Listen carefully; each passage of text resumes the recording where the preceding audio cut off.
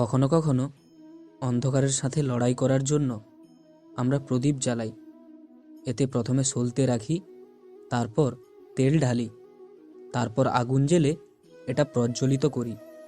তারপর একটা সময় আসে যখন এই প্রদীপ নিভে যায়। কারণটা কি? কারণ কি এটা যে প্রদীপের প্রকাশমান হওয়ার ক্ষমতা সমাপ্ত হয়েছে? না, এই যে এখন আমরা দেখতে পাচ্ছি, এই আগুনের জন্য যে শক্তি প্রয়োজন হয় তা আসে এই তেল থেকে। যদি এই তেল সমাপ্ত হয়ে যায় তাহলেই প্রকাশটাও সমাপ্ত হয়ে যাবে। আর আমাদের জীবনে এই তেল হলো আমাদের কর্ম, আর এই আগুন আর এর দ্বারা উৎপন্ন হওয়া প্রকাশ আমাদের ভাগ্য। যত আমাদের কর্ম ক্ষীণ হতে থাকবে, আমাদের ভাগ্য সৌভাগ্য কোথাও না কোথাও লুপ্ত হয়ে যাবে। যে উজ্জ্বল ভবিষ্যৎ আমরা চাইছি তো কখনো লাভ করতে পারবো না যদি কর্ম না করি। ঠিক যেমন তেল ছাড়া অগ্নি উৎপন্ন হয় না, তেমনি কর্ম ছাড়া সৌভাগ্য হয় না। আর যেমন কর্ম তেমন ভাগ্যও। তাই সবসময় কর্ম করতে থাকুন, কর্ম করা থামাবেন না। আর আমার সাথে ভালোবেসে বলুন, রাধা রাধা। জীবনে তিনটি বিষয় আছে, তিনটি বস্তু আছে, তারা যেন আপনাকে কখনো বশে না করে নিতে পারে। প্রথম হলো ধন। ধন যতক্ষণ আপনি ব্যবহার করতে থাকেন, যতক্ষণ না আপনার কাজে আসছে, ততক্ষণ ঠিক আছে। এই ধন আপনার কাছে অমৃত। কিন্তু যখন এই ধন আপনাকে ব্যবহার করতে শুরু করে, বুঝে যাবেন যে আপনার পতনের সময় শুরু হয়েছে। দ্বিতীয় বিষয়, ফেলে আসা অতীত। যাই করুন আপনি অতীত পাল্টাতে পারবেন না, আর এ সত্যিটা আপনিও জানেন। কিন্তু তাও এর বশবর্তী আমরা হয়ে পড়ি। আর যখন তাই হয়, তখন এই সংসারে আমরা যেখানেই যাই না কেন, যত বড়ই সুখ লাভ করি না কেন, সে সব আমাদের তিক্ত বলে মনে হয়। তৃতীয় বিষয়, আপনার আশেপাশের মানুষ ভিন্ন ভিন্ন ধরনের মানুষ হয়, যাদের চিন্তাভাবনা এবং দৃষ্টিভঙ্গি ভিন্ন ভিন্ন প্রকারের। যদি এদের বশবর্তী হয়ে পড়েন, তাহলে কে বলবে এটা করো, এটা ভালো, কেউ বলবে এটা করো না, ওটা করো, ওটা ভালো, কেউ বলবে এই দুটোই করো না, অন্য কিছু করো। এই কথাগুলোতে আপনি এতটাই জড়িয়ে পড়বেন যে আপনি লক্ষ্যভ্রষ্ট হয়ে পড়বেন। তাই এই তিন বিষয় থেকে সাবধানে থাকবেন। যদি কোনো কিছু বশ করতে হয়, তাহলে আপনাকে বশ করতে হবে আপনার আজকে, নিজের বর্তমানকে। এটা খুব প্রয়োজনীয়। এটা ভাববেন না যে এই সময়ের সদ্ব্যবহার আমি কিভাবে করব, সময়কে শাসন কিভাবে করব, ওই করব, কিভাবে করব, যাতে ভবিষ্যতে কখনো আমার আফসোস না হয়, বরং এই সংসার আমাকে নিয়ে গর্ব করবে। সেই কর্ম করুন। আর যখন আপনি এটা শিখে নেবেন, তখন আপনি নিজেই নিজেকে প্রকৃত অর্থে ভাগ্যশালী করে তুলবেন। আসুন আমার সাথে ভালোবেসে বলুন, রাধা রাধা। অনেক সময় আমরা কারণ নীরবতাকে তার দুর্বলতা ভেবে বসি। হতেই পারে সেই ব্যক্তি উত্তর দিতে চাইছেন না, হতে পারে অন্য কোনো কারণ আছে যা আমরা বুঝতে পারছি না। সেই জন্য তাকে দুর্বল ভেবে নেওয়া অনুচিত। দেখতে গেলে এত বিশাল সমুদ্র কিন্তু নীরব শান্ত হয়।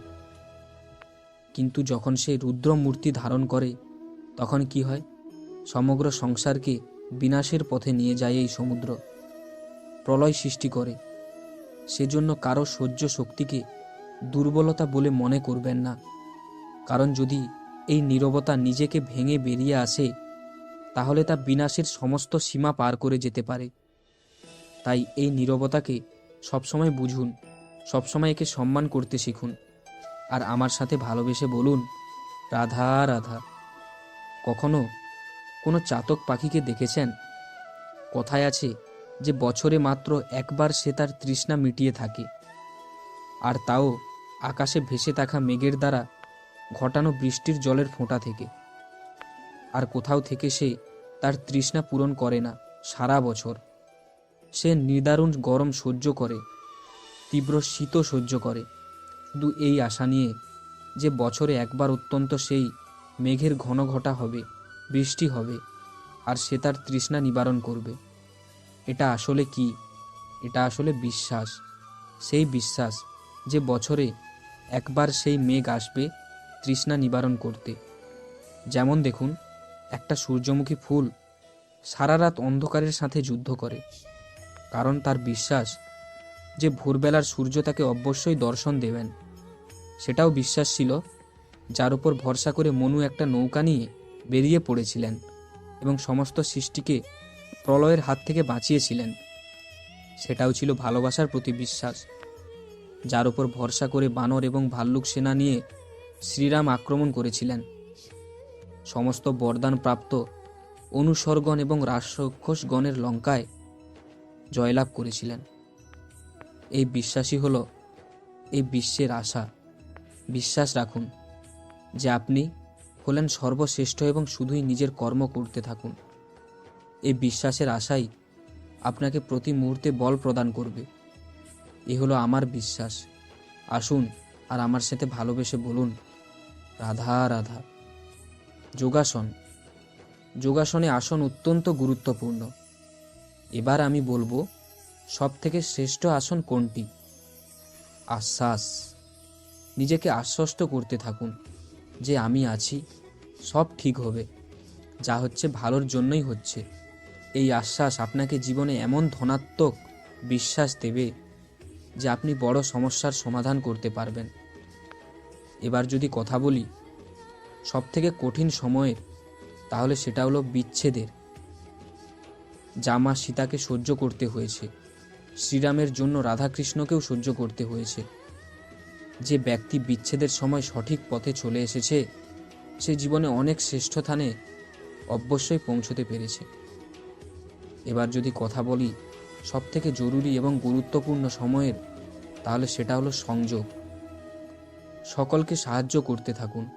আপনি অন্যদের সাহায্য করে তাদের যত আনন্দ দিতে পারবেন, ততটাই আনন্দ আপনার জীবনে অবশ্যই আসবে। আসুন আর আমার সাথে ভালোবেসে বলুন, রাধা রাধা। সংসারের সকলে উঁচুতে উঠতে চায়, কেউ নত হতে চায় না। সবাই এটা মনে করে যে নত হওয়ার অর্থ হলো তাদের আত্মসম্মান এবং অহংকার বোধের বিরুদ্ধাচরণ করা। তাদের মনে হয় যে যদি আমরা নত হই, সংসার আমাদের দুর্বল মনে করবে, তাদের শৌর্য এবং তাদের ব্যক্তিত্বের অপমান হবে। কিন্তু এটা কি সত্যি? প্রত্যেকবার নত হওয়ার অর্থ কি সম্মানহানি হওয়ার?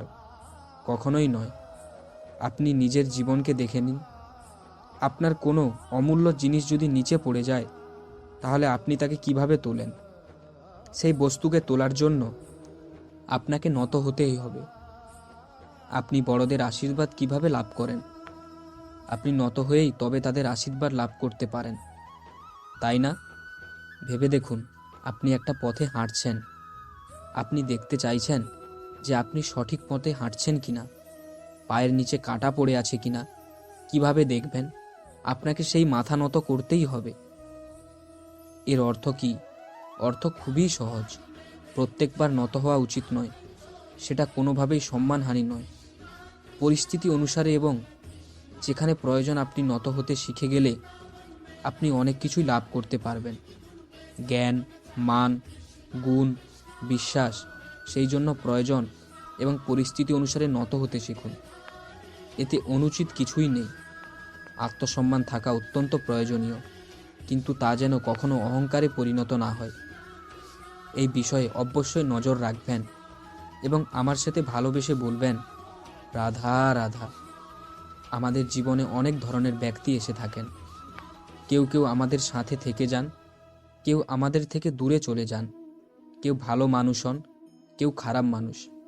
কিন্তু আমরা সবসময় সেই মানুষটাকেই নিয়ে দুঃখ প্রকাশ করি যখন আমাদের জীবনে কোনো খারাপ ব্যক্তির প্রবেশ করেন।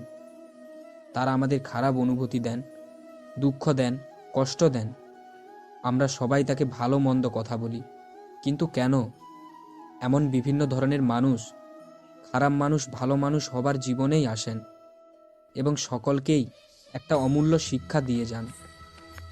এবার আপনি নিজেই ভেবে দেখুন, জীবনে যখন প্রথমবার আপনি আগুন স্পর্শ করেছিলেন, তখন আপনি একটা শিক্ষা লাভ করেছিলেন যে আমাকে আগুনের থেকে একটু দূরে থাকতে হবে। তারপর আস্তে আস্তে আপনি শিখলেন যে কিভাবে এই আগুনকে নিয়ন্ত্রণে রাখতে হবে। তারপর আপনি শিখলেন যে কিভাবে নিজের জীবনে তাকে প্রয়োগ করতে হবে, তা সে অন্ধকারে প্রকাশ লাভ করার জন্যই হোক বা খাবার বানানোর জন্য। সেভাবে কোনো খারাপ ব্যক্তি যখন আপনার জীবনে আসে, কোনো শিক্ষা দিয়ে যায়, তার প্রতি কৃতজ্ঞ থাকুন। তার বিষয় খারাপ ভাবার বা খারাপ অনুভূতি নিয়ে থাকার কোনো প্রয়োজন নেই। সেই শিক্ষা লাভ করুন, ইতিবাচক মনোভাব নিয়ে জীবনে সামনে এগোতে থাকুন। কেউ নেই যিনি আপনাকে বাধা দিতে পারেন। আসুন, আমার সাথে ভালোবেসে বলুন, রাধা রাধা। অনেক সময়